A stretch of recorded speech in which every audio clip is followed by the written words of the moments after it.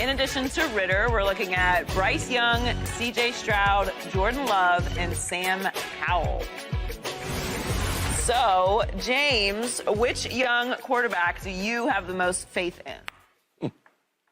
For me, it got to be Jordan Love, right? You have had the opportunity to be in the same offense with the same head coach and behind the MVP Aaron Rodgers to learn from, right? All we hear out of Jets camp is how much Zach Wilson has gotten better and Zach Wilson understanding of the game and how he's improving off of a couple months behind Aaron Rodgers, right? You've had a chance to sit back, see the good, the bad, the ugly with Aaron Rodgers and this offense, right? And now it is your time to step in and you know the offense like the back of your hand, right? So for me, Jordan Love has to go out here and he has to perform. He should go out there and look comfortable. He should go out there and look confident, and he should spin the ball all over the yard being in this offense for 3 years. We've seen him come in, right? We've seen him come in against the Chiefs his very first start. He didn't look that good. It looked pretty ugly. We seen him come in against Shady's Eagles last year, and he was like, okay. You know what I mean? You've seen the 9-day difference, just the command of the offense and seeing how he was able to move the ball. So for me, you are stepping into training camp. Nothing is new. CJ Stroud, Bryce Young, and those guys, they have to come in here and learn a whole new offense, build chemistry with the receivers, all of that stuff. He has that. So for me, he has to come out here. He has to ball. I have faith in him that he will, because he's in a very good situation. He should be comfortable with everything Coach LaFleur is calling. Well, I'm going with the Heisman winner at 6 foot, 190 pound, Bryce Young, the #1 pick overall. Stop playing. I mean, everything you heard in training camp is he's lighting it up. And I think that, like, what was people were nervous about was his size. Like, can a quarterback at 6 foot at 190 with a frail frame, can he really do it? And they say he's tearing it up in camp. He's so smart. He's very, very intelligent. And I love that, like, he gets it. Like, some players, they just get it. There's some wide receivers that just naturally get it. They come in the offense and they do very, very well because they just fit in. And he's that type of player where he comes there, he's young, and all the old vets are talking about how well he's doing, how confident he is, how mature. The biggest thing they've been talking about in camp is how mature he is for that offense. And then the cool thing is, when you add a lot of pieces to a young quarterback, you talk about Adam Thielen, who is Adam is a veteran receiver who's been there through ups and downs of having different quarterbacks. Now you have a young, talented quarterback that you can make it easier for him. Them possession catches, being on time for routes, teaching the guys in the wide receiver room how to make it easier for a young quarterback. Miles Sanders, a Philadelphia running back, who I love this game. We couldn't pay him because we had so many other players we were paying, but he went to the Panthers, and he's playing well. He's going to be fast.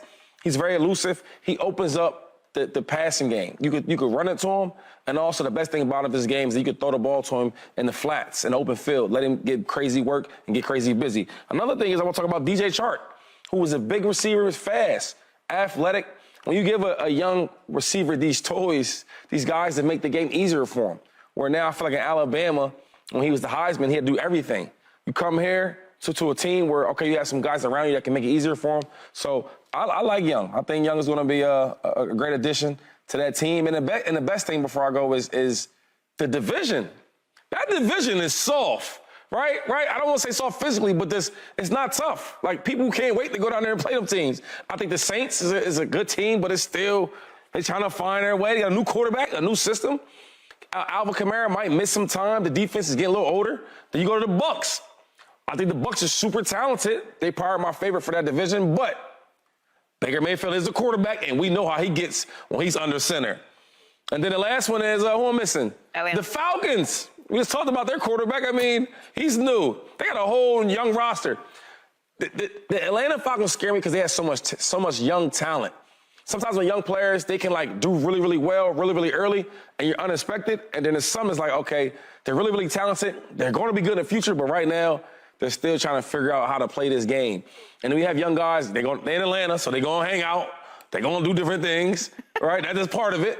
And if you have some older vets in the locker room and the offensive side to teach them what to do. So I'm going with the Panthers. I like the Panthers as well. I think they're a sleeper team. I think Bryce Young is going to do really well. You mentioned a lot of the things that I like about Carolina and I like for him in Carolina. And also they have a new coach in Frank Reich, who I think is a really good coach. Yes, he is. They also didn't earn that pick. Like, they took the number 1 overall pick, but they traded into that spot. So obviously they didn't have the best season last year, but a lot of it had to do with injuries. They were really flexible at the quarterback position, moving things around. So I really think he's in a good situation for a rookie quarterback. He's obviously extremely talented. He is a rookie. I'm not saying they're going to go all the way to the Super Bowl, but the question is, who do we have the most faith in? I don't know if I can go as far as you, James, with Jordan Love. I heard a lot of should. He should do this. He should do this. He could. He has to. He's a little bit of a different situation than some of these other guys because of the amount of time that he's been in the league but not playing. These other guys are mostly really young or rookies, so it's a different situation for every one of these guys that we're mentioning. The division, though, is interesting when you're talking about the NFC South. Atlanta, I think, has the best running back in the division. I think the Bucs have the most veteran talent. I think the Saints have the best quarterback, and I think that the Panthers have the most interesting collection of coaches, talent, and a rookie that we have very high expectations of. How should Zach Wilson handle his situation in New York? Hey, yo, A-Rod, give us some advice. Listen, look. Just relax. Don't worry about being on the bench. Look, years from now, you're going to thank me for coming and taking your spot. Anyway, no, but you know what? I do love it just because to be able to learn from certain players is one thing, but to be able to learn from a Hall of Famer, one of the best players even play the position, that's something different. I mean, I think that you can learn so many different keys, how to, prepare. I think as players, you don't really understand, like, how to prepare. A guy like Aaron Rodgers playing at this type of age he's at, where now you learn, okay, so how can I develop that longevity in my career, which A-Rod is doing that. And I think the best part is, like, how can I get my team, right, and my offense to rally behind me? I think every team that you've seen Aaron Rodgers play for, despite how he was acting or his behavior, players, they love to play for him. I mean, James can tell you best. He played for him and played with him.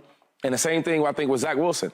Like, if you remember some of the backups, not the backups, some of his teammates, they were having the Mike White shirts on, they were cheering the backup on. And it's like, if I'm a starter and this is my team, I need y'all to rally behind me and support me. And I think A-Rod can really teach him them type of things.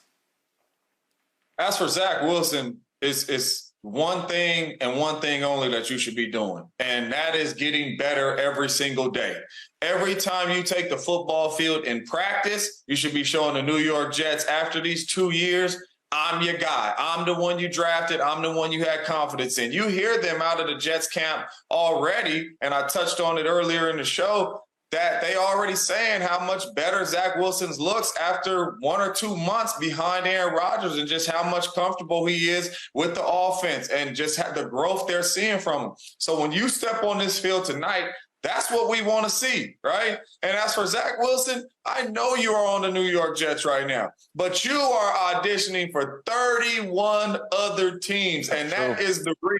You don't know what's going to happen in New York. But when you take this football field as the number 2 overall pick in the draft a couple years ago, you let the world know that you can be that guy. I don't care if it's 10 snaps. I don't care if it's 20 snaps. I don't care if it's the whole dang game. When you out there in the game and practice, let them know that Zach Wilson is getting better and better every single day. Because like A-Rod is telling them, right, these 2 years, unless he gets hurt, unless Aaron Rodgers gets hurt, Zach Wilson is not going to see this football field. So for these 2 years, whenever you get the opportunity to show your talent, and a lot of it is going to be in practice, you got to show the organization that you're there. And when you do get to show the world it in preseason, a blowout game, God forbid an injury, you got to go out there and be ready to play and show 31 other teams that Zach Wilson could still be that starting quarterback in the National Football League.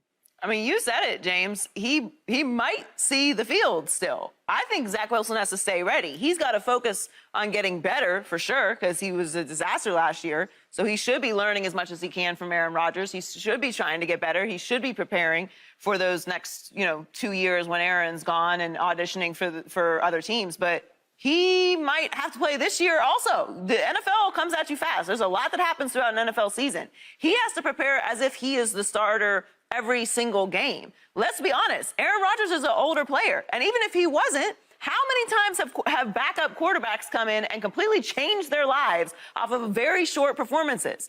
Brock Purdy is a backup quarterback. Nick Foles went in and won a Super Bowl. Kirk Cousins, Jimmy Garoppolo, Cooper Rush this year, Chad Henne.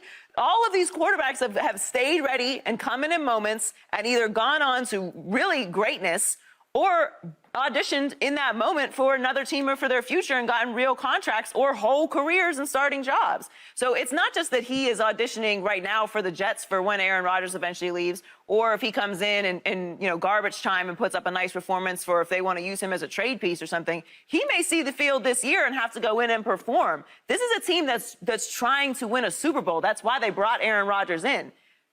The Eagles had to use a backup quarterback this year. The Chiefs, you have to stay ready as a backup quarterback on a team that's actually trying to contend. It's not just that he's sitting around and learning from Aaron Rodgers. James? No doubt. You right on it, right? And like I say, you might have to come in there on some injuries. You might have to go in there, right? This is one thing about NFL players that I learned. Sometimes pride can really beat you up in the National Football League, right? So Zach Wilson being the number 2 overall pick and all that, just because you got to go in here in some garbage time and all that, you feel like, oh, man, we blowing these boys out, and I'm in here in this garbage time. This for the birds, whatever it may be. Nah.